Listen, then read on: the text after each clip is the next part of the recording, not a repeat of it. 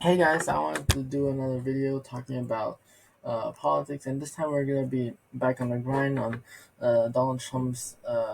Knowing that Donald Trump will be inaugurated soon, his possible plan to annex Canada. This is something that has been floated around recently, and it comes from this tweet where Donald Trump says on Truth Social, no one can answer why we subsidize Canada to the tune of over $100 million a year. Makes no sense. Many Canadians want Canada to become the 51st state. They will save massively on taxes and military protection. I think it's a great idea. 51st state. And basically, people are going insane about this. People are going crazy, like, "Oh my God, is Canada really gonna become, a part of America? Is Canada really gonna be like the 51st state?" Probably not 51st state. Canada will probably need to be broken down to several states, but nonetheless, people have been really shocked about this tweet, and Trump also made a follow-up tweet to this, saying, this comes right after Trudeau resigned, as you know, from Canada. He says many people in Canada love being the 51st state. The United States can no longer suffer the massive trade deficits and subsidies that Canada needs to stay afloat. Justin Trudeau already knows this and resigned. If Canada merges with the United States, there will be no tariffs. Taxes would go way down. They would be totally secure from the threat of the Russian and Chinese ships that are constantly surrounding them together. What a great nation it would be. So I'm here to talk a bit more about uh, a bit more about Trump's plan to annex Canada. As you can see, Trump and Trudeau are here at the party, but I don't think one of them is smiling right now.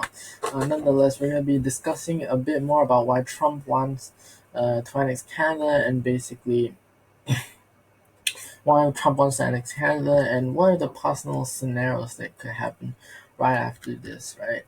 Because annexing Canada is really big thing, right? Trump has also floated around the idea. I think in the first term he actually did this.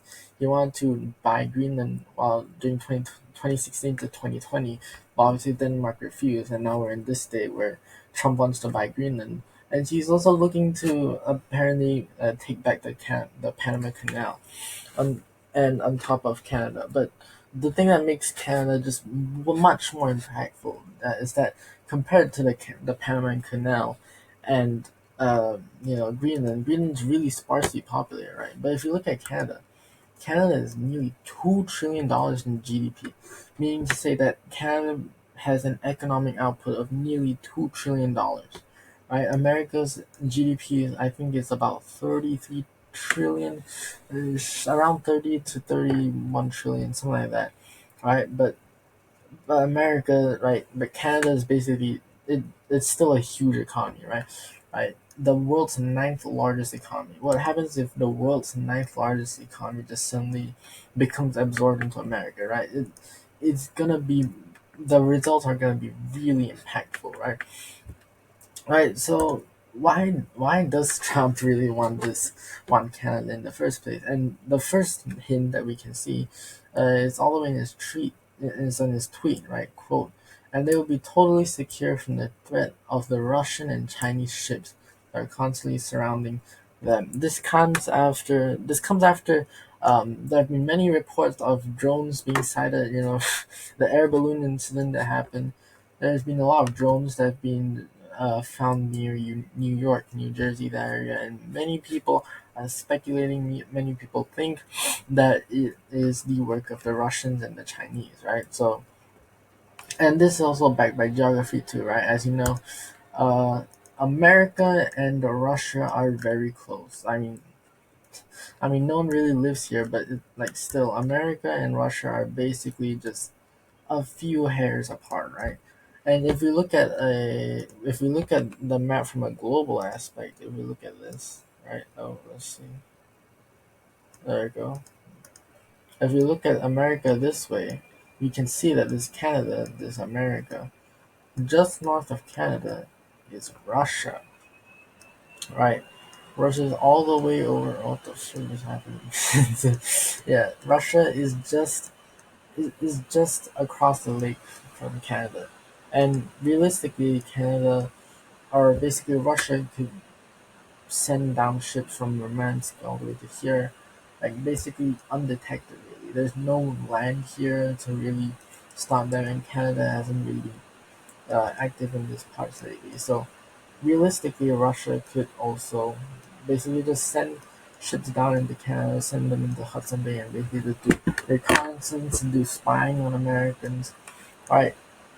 This also is in reference to if you look at China. There's China, there's Russia. China, as you know, China is extremely dominant when it comes to sea trade, and basically what's speculated is that uh, while this part is basically very inaccessible to us due to ice caps, due to like basically how cold it is, as the world basically just warms up in general, we'll be seeing that these places become much more accessible to maritime shipment, and that would basically mean that ships will be coming across here into Europe and stuff, and this could this could be a way for Russia and China to basically just influence these places. So when we're talking about Russia and China influencing ships, they can send stuff down here. So America is basically just justifying that, hey, since they can influence these places because China isn't doing much to stop them, America and America's basically superior military should be over here.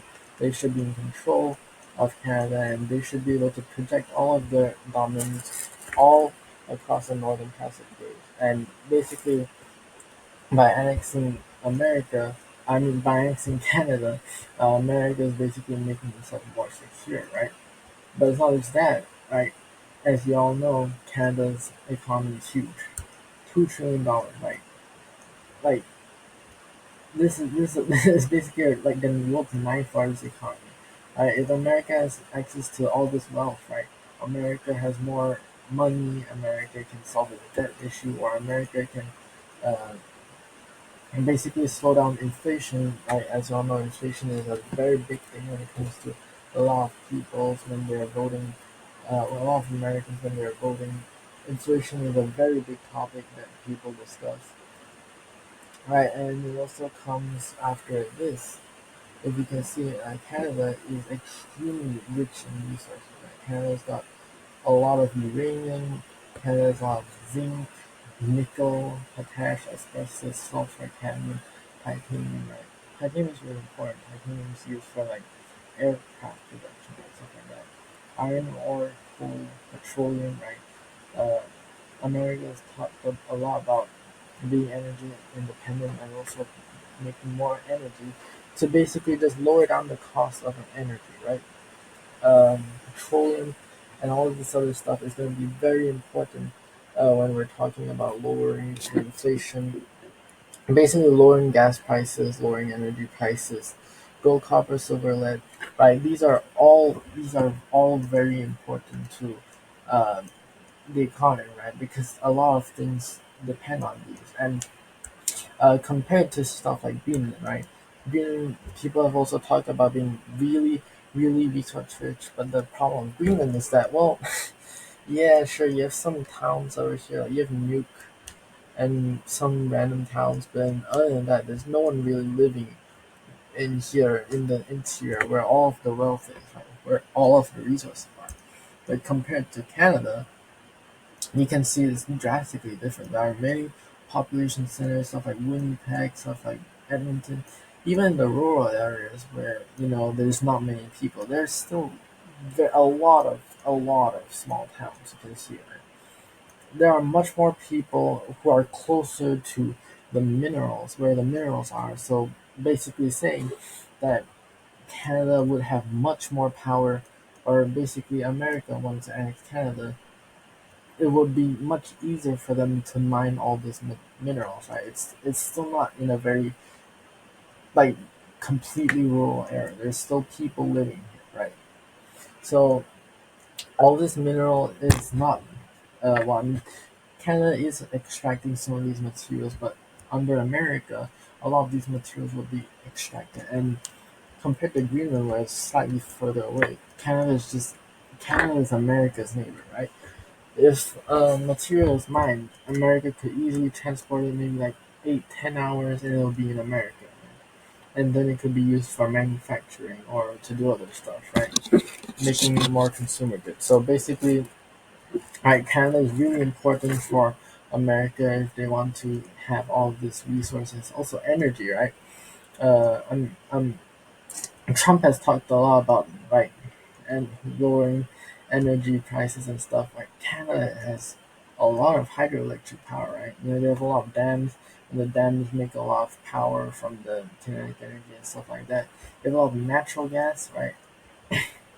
This will go to making America not just like a not just make this all this stuff like energy, hydroelectric power, natural gas, nuclear energy as well, right? You mentioned about uranium being there, right? Nuclear power can also be gotten from Canada, right? By America having Canada, this will not only increase like America's energy production. This would literally make America the energy superpower. Like not even like China or Russia can make more energy than this, right? This is basically America's energy output, which is already a lot, plus Canada's energy output, which is already a lot. America will be able to flex their energy wealth and stuff like that. So we can see that Canada is extremely, extremely wealthy in many areas, from the economy to its very good geography, being able to capitalize off the northern passageways once the ice caps finally melt, right, and stuff like that. So it makes a lot of sense why Trump would want to get Canada. Uh, so as we see it now, there are three scenarios that could happen, right? Trump has floated around uh, Canada becoming the 51st state. So the three scenarios that could happen are just basically first scenario, which is about the most likely, in my opinion, is that nothing happens, right? Right. Canada is extremely wealthy. It's the ninth largest economy. It's one of the biggest countries in the world, maybe like third largest or fourth largest, maybe even second largest, right?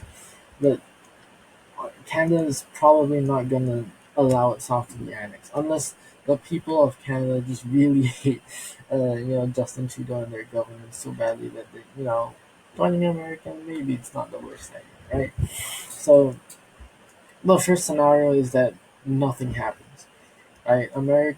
Trump brings up annexing Canada, but Canadians don't want it, and America doesn't do anything about it, and they just stay best friends.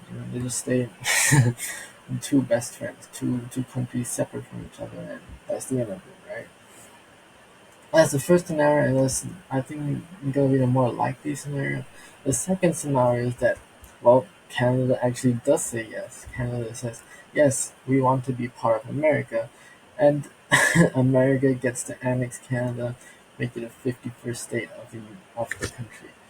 Um, and then if this happens, we'll see America just basically becoming extremely rich, right? You see $2 trillion will be added to America's overall wealth, right? You see all of these resources, energy. There's so much minerals, even diamonds. You can find diamonds in Canada, right? All this would boost America's basically economic output, and America will be way stronger.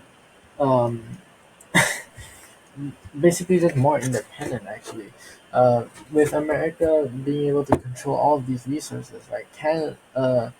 America is currently really dependent on China for things like manufacturing because China has all of the resources, America's less of the resources.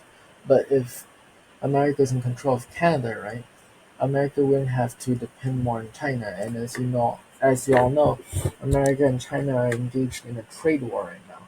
So being as independent from Chinese trade as possible is going to be a huge benefit to America in this trade war, especially from Russia as well.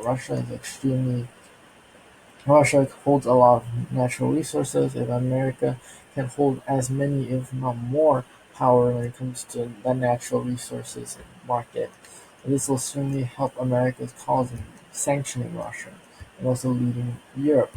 However, this might not go well with the. I don't know. It might not, but it might not go well with the rest of the international community having Canada annexed. I mean, if Canada peacefully does it, and America says yes, and then Canada says yes, there might not be much that the rest of the world can do, right? Maybe they'll just give like a letter of condemnation, but then after that, I don't think much will happen, right? But still, it would be interesting to see what will happen to America and Europe's relations in terms of stuff like foreign relations between Trump and the rest of Europe, because Europe is kind of not very he's not very well liked by Europeans, by some of the Europeans. Uh, so I don't know how much Canada will go into it affecting that, but basically, Canada just be annexed, and there goes that. What I think is the more interesting idea is the third scenario, is if America were to straight up invade Canada. Like Canada says no, and then America is like that wasn't. Oh, sorry, sorry.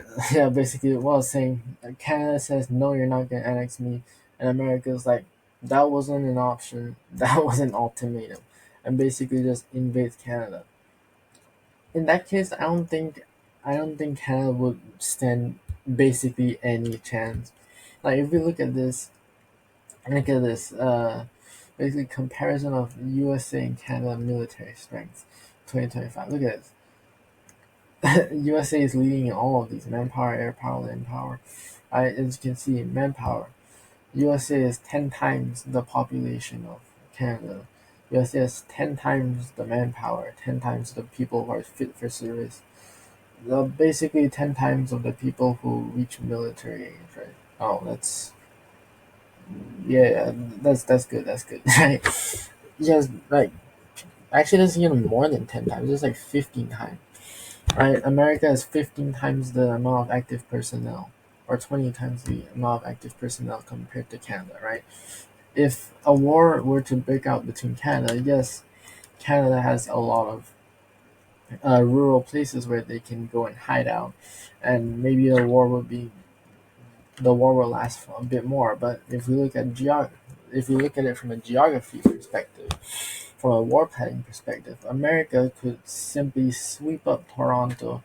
America could sweep up Ottawa, take Canada's capital. There's like maybe 10 to 20 kilometers uh, between the border and Ottawa, at least. Like basically the same for Montreal. Just invade it in a day. Invade Ottawa, sweep up Toronto in a day. They can go over here. Vancouver is less than 10 kilometers away from the border. America could just easily just wipe out Vancouver, and right, these are not only Canada's biggest population center, like the biggest um, the cities in Canada. These are basically the only population centers in Canada, excluding stuff like Edmonton and Calgary and Winnipeg. There are basically nowhere else where Canadians are living. Right. I remember if you do a study, like 50% of Canadians live below this line, right? In a day, I'd say America will be able to capture like these big population centers: Toronto, Ottawa, Montreal, Quebec. That's 50% of Canada's population. Canada wouldn't even be able to last more than a month, I'd say.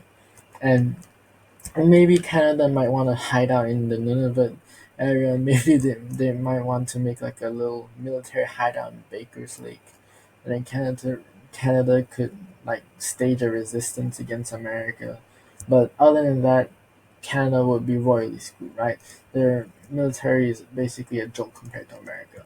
Um, but what might be more interesting to kind of look into is what would happen to America internationally. So, if America were to invade Canada, the rest of the world might not take it lying down. like, like America already hates Russia and China. Russia and China will basically hate America even more, invading like a one of the world's largest economies, and for that, right? This might even cause the entire of Europe to actually go against America. If America were to invade Greenland, invade Canada, invade Panama and stuff like that, Europe might actually be on the opposing side to America. Europe might just straight up say, "You're gonna get kicked out of NATO." Right? By the way, America and Canada are both part of NATO, so I don't know how America might want to invade its own ally. It sounds weird, but uh, it really makes you wonder what would happen to NATO as a corporation, as an organization itself, because NATO is built on basically peace between allies, and the allies shouldn't attack each other. Other than Greece and Turkey that attacked them, attacked each other over Cyprus. Like NATO members haven't been attacking each other, so I wonder how United States invading a NATO member would help, or would happen, because America is basically just NATO. America controls the majority of influence in NATO. So can NATO really kick out America, or is NATO as America gonna kick out all of Europe? Right? NATO might just collapse after this. I don't know. We'll just have to see. Um, yeah. So basically, if America were to invade Canada, they would pretty easily win it, but the more important thing is that America would likely be isolated from the rest of the world, since no one likes when a sovereign country is being invaded. Or in this case, no one wants the ninth largest economy to just suddenly be invaded and just collapse, right? Right. What's more interesting though is if we take a look at the what would happen to America's from an election perspective, because as you all know, Trump won the election like 312. It wasn't even close. America won every single swing state, but there are still swing states, meaning they could go in either direction. They might still just stick with Trump. It's hard to tell for now, but from an election perspective, if Canada were to be incorporated as new states into the Union, we would see a very, very different outcome for the election for 2028. Because as you see, by the way, this is really weird. Blue represents conservatives and red represents liberals in Canada, but in America it's the opposite, right? So it's really weird. Right, so we'll see that yeah, Alberta and Saskatchewan and British Columbia would be siding with Trump, and you will see stuff like Ontario and Quebec, where these are much more popular. These are places with much more population density areas, high population density cities, right? These might go towards the Democrats. So it'll be interesting to see how this will play out in the election map. Obviously, this was happening in 2021, where Trudeau wasn't really that hated that much. If you look at the current map, uh, I understand the conservatives are just wiping the floor with liberals, like 21% for liberals. Like you can barely see any red. It's all just the conservatives here. Even if you go to places like Toronto, like look at this. Even some districts in Toronto, like the largest city in Canada, is voting for the conservative. Right? That's when you know that the liberals are really hated. So we might even see Ontario vote for the conservatives in the next Canadian election. But who knows? But after the whole thing of Trudeau ends, it might revert to something like this. So it'll be interesting to see how Canada joining the union will affect American politics from that area. So these are just the many things that could happen if Trump follows up on his promises and actually be, makes Canada 51st state, basically just annexing Canada, or if you're thinking of it in a better way, Canada joining America. So these are something that could happen. Obviously, America will be really strong uh, from resource perspective, from monetary perspective, also from a perspective if you look at military and basically geopolitics and being able to control the states and stuff like that. And the or at least three scenarios that could happen if Trump won, or basically three scenarios that could happen on Canada, whether they get annexed, whether they don't, or whether they get invaded. Yeah, so I just wanted to talk a bit about what could happen if uh, uh, what could happen to Canada after Trump gets elected, and whether Trump will really follow up on his thing about making Canada the 51st state. Yeah, so I just wanted to give a bit of a brief explanation on that, and hopefully you guys understand a bit more about this topic and what are some things you could expect going into 2025 and stuff like that. So, yeah, thanks for watching this video and goodbye.